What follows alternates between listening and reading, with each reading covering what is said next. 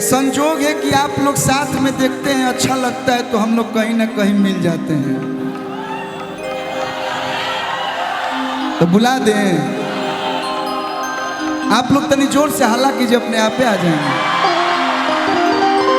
देखिए आज हम हैं, चाहे कोई भी कलाकार आप लोग के बीच आए हैं, तो आप भी लोग के लिए आए हैं, तो हम चाहते हैं डिम्पल जी आप आ जाइए।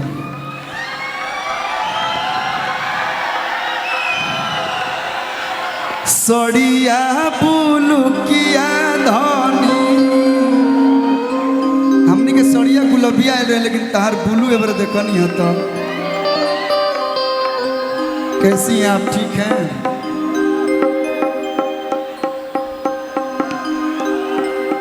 एक बार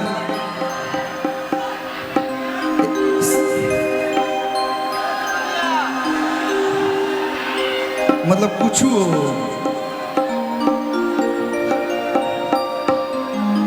कि बढ़ल बा प्यार माथे चढ़ल बाजी, एगो बड़ा प्यारा मर्द मेहरारू के गीत हो। एक बाद जौन जौन आप लोग कहे लोग तो सुनाए।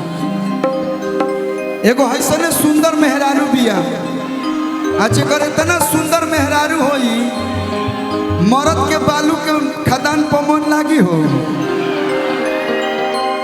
तो लइकवा कहता शत्रुघ्न भैया कि बढ़ल बा प्यार माथे चढ़ल बाजी, ए जी नजर उठल लिए पगड़ल बाजी।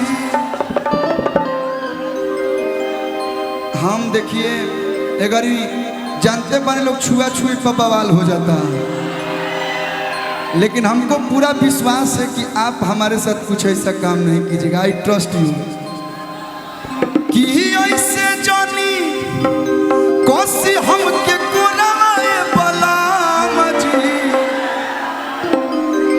कि ऐसे जानी कोसी हमके कोनाए बलाम जी।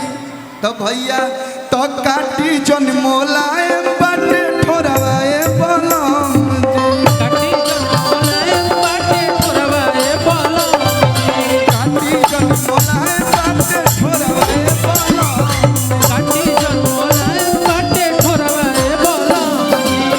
बढ़ल बा प्यार माथे चढ़ल बाजी, बढ़ल बा प्यार माथे चढ़ल बाजी, ए जी नजर उठल लिए पगड़ल बाजी, नजर उठल लिए पगड़ल बाजी। तो ऐसे जानी कोसी हमके कोरवाए बलम जी, तो ऐसे जानी कोसी हमके कोरवाए बलम जी। तो काटी जन, ओ माय गॉड, कहाँ से काट लो। हम में के बुर्बक ना है कि चढ़ावला पर हम चढ़ जाई पेड़ पर। भैया अरे भैया हम बहुत उम्र बेसी नहीं के, हमार बियाह जल्दी हो गइल बा, लड़का जल्दी हो गइल बा। हम रउआ के बचपने से सुनत है, तो कहीं ना कहीं हम तन देहिया पढ़ल बा, बाकी हमारा एज 24-25 साल होता। तब हम लोग से तनी मनी बड़ बानी। भैया तो ऐसे जानी हर तक से हमके कोराए बलम जी। भैया इनकर ओठ के डिजाइन बुझाता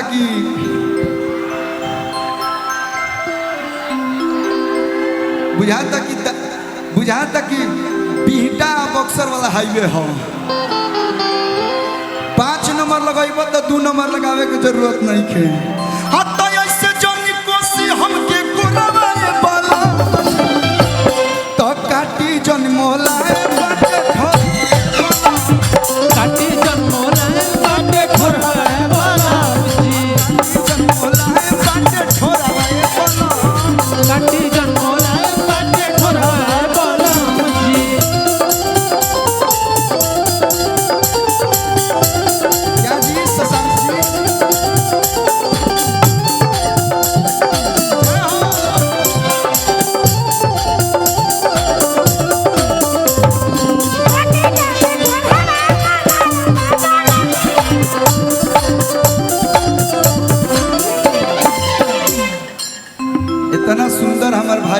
सर।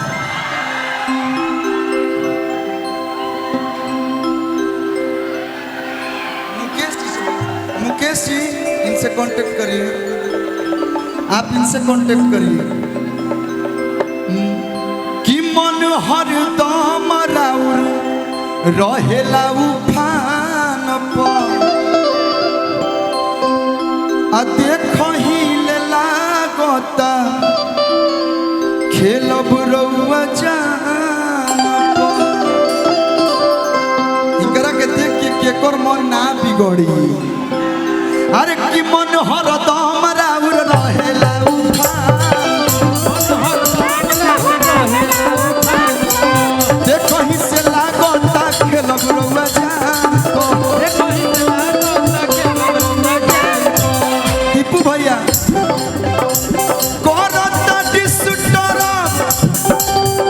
हैया जोरवा बलम जी। कुछ काम अनहरिया में होला का करता डिस्टर्ब। अच्छा ई लोग नहीं खेल लोग जानत कि कौन कौन काम अजोरा में होला, कौन कौन काम अनहरिया में होला। हम जो बोलते हैं फैक्ट बोलते हैं। करता